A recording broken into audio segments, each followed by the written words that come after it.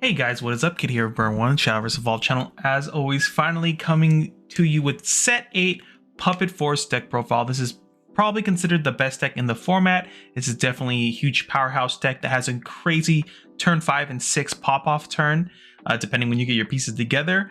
And, you know, this deck is probably going to be played a ton in the coming format. So if you still have original left, you need to familiarize yourself with this deck a lot. So let's just get into that deck profile itself.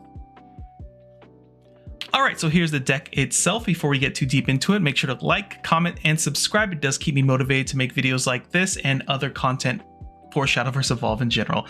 So yeah, into the deck profile itself. So obviously, first thing we're going to see is a 3 of junk.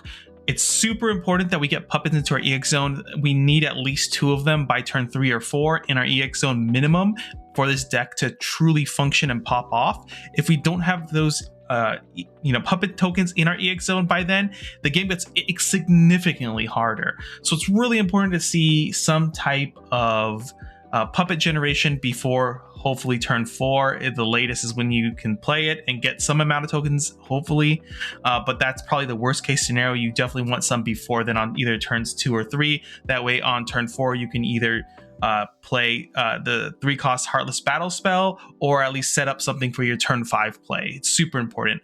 Stats aren't amazing on junk, but it's still a good enough card. It does get in for a couple points of damage occasionally, which is great, and sometimes it getting buffed off of an Anastasia turn 5 turn is pretty good value. Next, I play Michelle the Mind Reader as a 2 of with 1 of the Evo.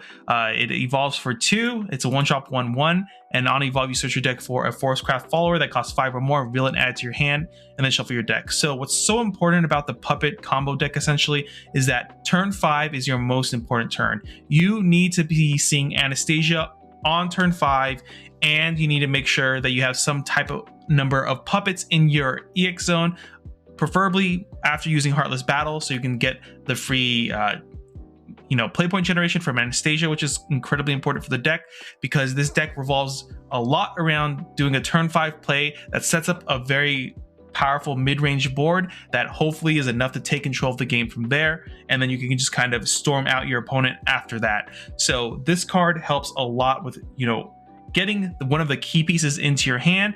If you already have Anastasia in your hand, you can always go for the Noah as well to, make sure that you have a way to close out the game after your Anastasia turn. And on top of that, if you already have both of those in your hand, you can go ahead and grab Cassiopeia for more of a control tool. So if on turn 5, it feels like Cassiopeia hitting the board is more beneficial for you to control the board, and then go possibly into a turn 6 Anastasia turn, or the pop-off turn from there, you can do that as well. It's really important if you're going to be playing this like Cassiopeia as a tech card, in my opinion, to have access to it, preferably on turns 5 and 6. So that's why I feel like Michelle as a 2 of and a 1 Evo feels perfect in the deck. I know some people don't like it, other people do like it. I'm one of the people that so far I've enjoyed this card in the list. It gives me something to do a lot of times on like turn 3 going first too, if I don't have the Heartless Battle spell but I want to set up for my turn 5 Anastasia or something. I would play this on turn 3 Evo, swing it into whatever, or even hold it back, grab my Anastasia, and then on turn 4 Heartless Battle junk or something like that to just kind of get things rolling. But yeah, it's a really great consistency tool. It's not the best in the world, like I said. Some people like it, some people hate it. Personally, I'm on the like it camp so far. Sakuna, Brave and Small, we play 2 of the Evo. I mean, if you're familiar with Forest, you know how powerful this card is. It's very easy to get to combo 5. On an Anastasia turn, you can storm with 6 damage with this card, which is obnoxious, and it's pretty easily to do if you have it in hand and a couple 0-cost puppets in your EX zone. If not, the card is still really great. A lot of times when I go second, I open one of these. And if I don't have a good puppet generator, if I don't have junk in hand, or I don't have a great turn 2 play, and my turn 2 play could just be like 2 1-drops or something like that, or even like just a normal 2-drop. Sakuna, turn 1 Evo with the Evo point, starts swinging in for 2. Over and over again. A lot of times it'll get in for about 4 damage before it actually does get removed, which is nice. You want to get the get that aggression on early, force them to answer your board, force them to answer Sakuna, otherwise she'll slowly chip away at your opponent because you just get a turn 1 storm essentially, which is great. Other than that, like I said, it's mostly in here for the big pop-off turns with Anastasia, where you can combo off and swing in for a nice storm 6 on turn 5. Nature's Guidance is here to not only unclog your board, but also, does some silly plays with this deck where you can push things up, run things in, bounce them back to your hand, and then replay them again. A lot of times you will use this to redeploy junk, for example, to get more puppets into your EX zones. Other times you can reuse on play effects, like a 2 cost that we're going to talk about later on here, that will be able to like search the top cards of your deck. Nature's Guidance is a great card. If you get, it's also really good in like the Hunter matchup. If they, start blanking some of your cards, Nature's Guidance, gets you out in a pinch. Also, if your opponent leaves things on the board for you to swing in with during your Anastasia's turn, Nature's Guidance helps build up that combo number by removing pieces off the board and then you being able to redeploy them, adding to that combo count to get to the combo 5, which is great. Next, Fashionista. This card, surprisingly, I wasn't 100% like one way or the other on this card, but I had room for it and I've seen other lists play this card, so I figured I'd test it out in my personal list. Love it, actually. Card is obnoxiously powerful. It also helps on your turn 5 turns when you do end up playing Fashionista. You can go ahead after the combo 3, buff up your Anastasia or anything like that to hopefully get it out of range of getting removed by a removal once the extra health helps a lot. Or even on that same turn, if you happen to be able to combo off with a 5 power Sakuna, you can go ahead and make it into 7. With the Anastasia buff, it becomes an 8. It's 8 storm power right there. On top of the fact that later in the game too, any buffs this can give out is just extra damage you can push out there, which is great. Card turned out to be amazing. It's been doing a lot of work, which I was somewhat surprised by, but after playing with it, I don't know why I would be surprised about it at all. The deck very much loves comboing off, so this definitely helps in that wheelhouse. Next, we have Fina makes another appearance.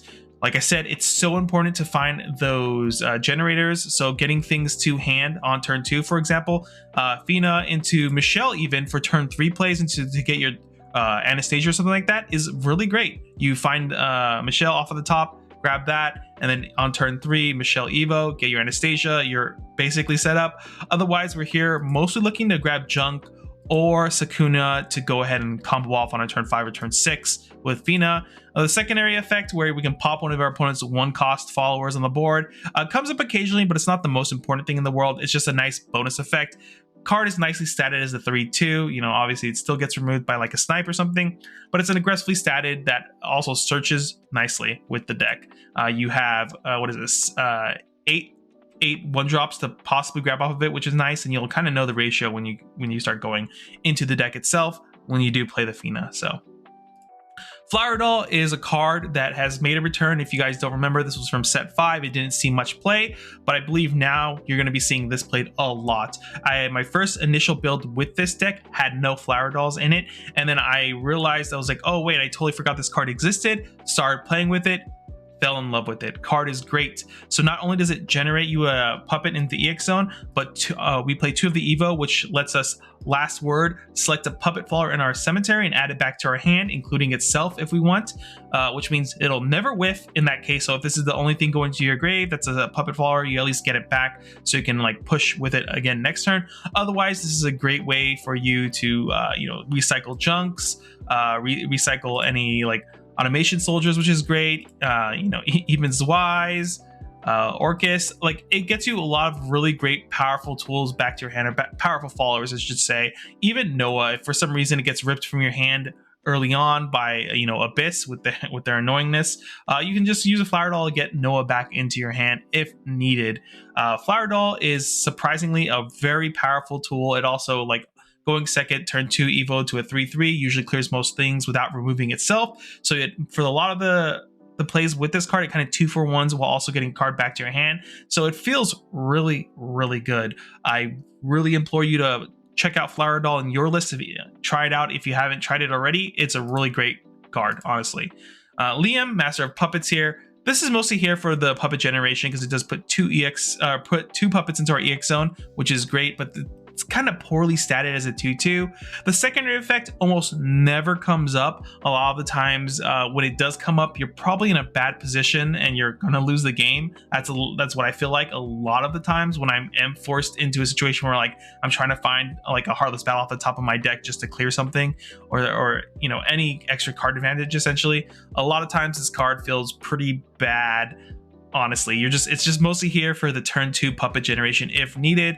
Like I said, the secondary effect isn't the worst in the world, but if you're relying on that effect to actually get you something important, you've probably lost the game. If you haven't like already tested this deck and felt that already, it's pretty rough. Card is okay though, because it generates 2 puppet tokens, which is really important, and occasionally will generate an extra card for you. If it lives for some reason, it can generate 2 cards for you, or swing in and get 2 damage, which is nice. Though I don't see this living too often once you play it. Automation Soldier. This is another old set 5 card. Card is great. I started playing with this and I honestly might bump this up to 3. I really like the power of this card. It's basically fully statted as a 3/4 ward, which means, you know, in the aggro matchups, your opponent's going to have to get through this somehow, on top of the fact that it doesn't get removed by Surefire Bullet. So if people are running around with Surefire Bullet, Surefire Bullet doesn't clear this, and it's a 3/4 ward. It summons 2 puppet tokens in your EX area. Once again, we need the puppet generation. Currently, I have this as a 2 of. Every time I play it, I'm very happy when I play this card. This is why I'm like considering trying to figure out how to fit a 3rd one in the list, because I almost feel like this card is like too important a lot of the times on turns 3 or turns 4 to really set up a scary board for your opponent to deal with. Because a lot of times if they leave this on the board and it lives, suddenly gets buffed by something, it starts swinging in for 3, it's still a lot of damage. 3 damage is a lot of damage. Don't let that number, you know, not scare you, because over time it gets out of control very quickly. Orcus Puppet Girl. So this is one of the new cards, and I think the only card that has a double-sided Evo. So you can either Evo it for 1 into Orcus Resolute Puppet, or you could pay 4 extra, so a total 7 to Orcus Vengeful Puppet, and then you can only activate this last effect if you have 3 puppetry cards in your cemetery, which, you know, a lot of times by the time you get to turn 5 or so, or turn 7, it should already be more than 3 puppetry cards in the cemetery. Let's take a look at the Evos. We'll look at this side first. Oh, sorry, this side here first. So a lot of times we're playing 3 of this Evo. Generally, if you want your games, you will most likely Evo this up to 2 times in a game, and then the backside once a game. So you could pre-arrange the cards into 2 and 1 if you'd like, or just have them all the same way, and then, you know, flip it when you need to flip into the other Evo. But the fact is, a lot of times you're just gonna mostly evolve for 1 twice in a game, and then this one once a game. So that's kind of how I personally put it into my into my Evo deck, is how I would rearrange it. So let's look at the first side. This is kind of like your turn 4 play if you'd like to have some board control and like set up some puppets to start swinging in next turn as well. And what's really nice about this is if you can use this as removal, it does summon 2 puppets onto the board, not into EX areas. That's very important to keep that in mind. And then once on each of your turns, whenever a puppet you control leaves the field, you can put a Lloyd token into your EX area. Lloyd itself being a 2/4 0 cost follower that has fanfare, you heal 2 on play, and it's considered a puppet on board. So if you haven't used this effect before and you have a Lloyd on the board already, and that Lloyd crashes into something, gets removed, it basically generates another Lloyd for you, which is pretty funny. Card is great.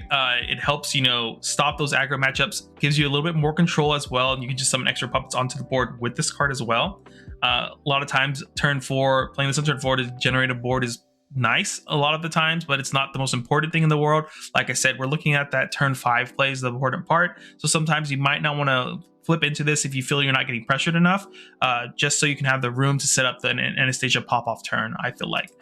The secondary side, which you most likely will only ever Evo once in a game, it summons 4 puppet tokens on Evo, so it'll generate a full board.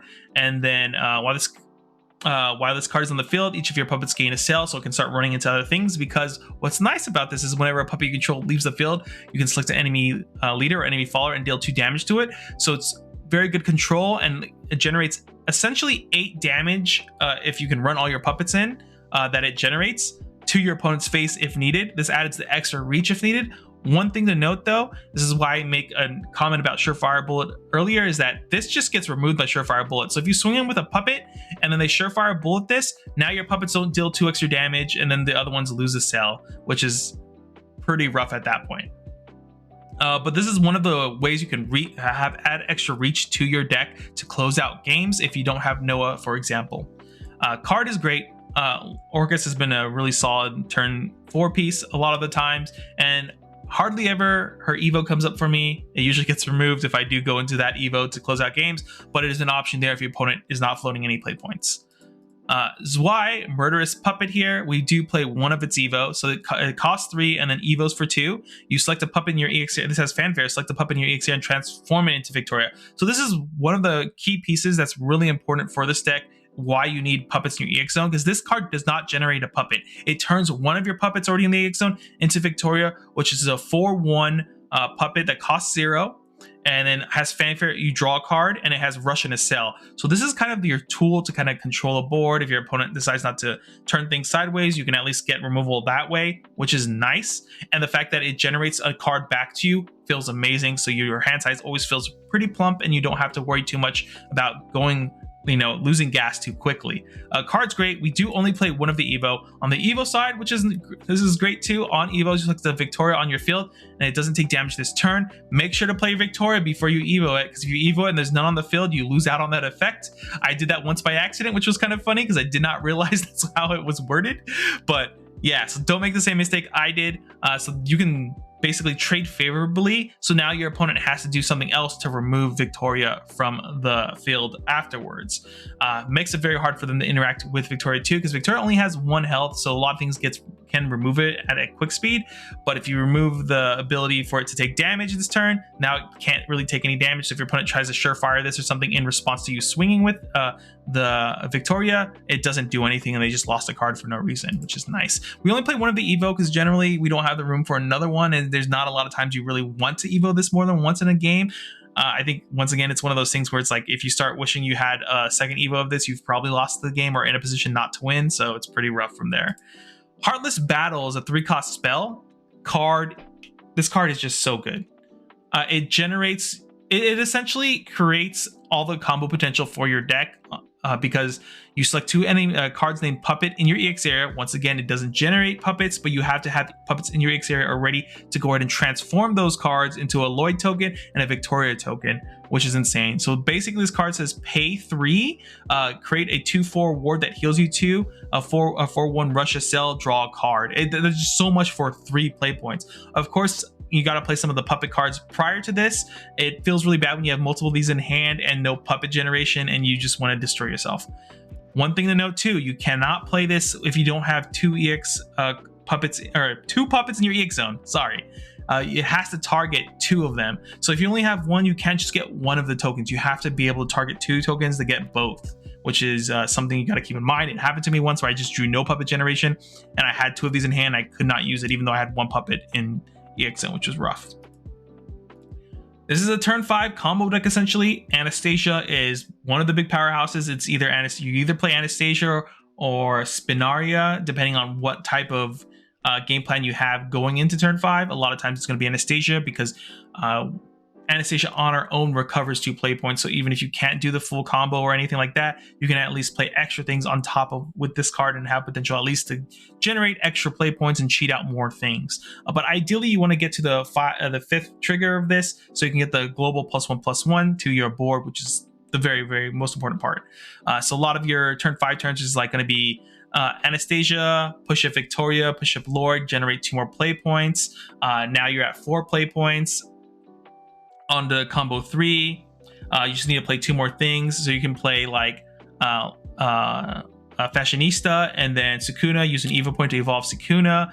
Tap Fashionista, gives Sukuna +2/+2. Anastasia already buffed their 1+1/+1, and you get a swing in for big damage on turn 5. A lot of your key turns are going to be turn 5 and turn 6. If you're able to like really set up like one of those huge storms with Sukuna, you're probably going to be in a great comfortable position to win the game. If you can't do that, you have to at least build a very scary board, so your opponent kind of has to answer the board. If they don't, that means you get to swing in and roughhouse them basically.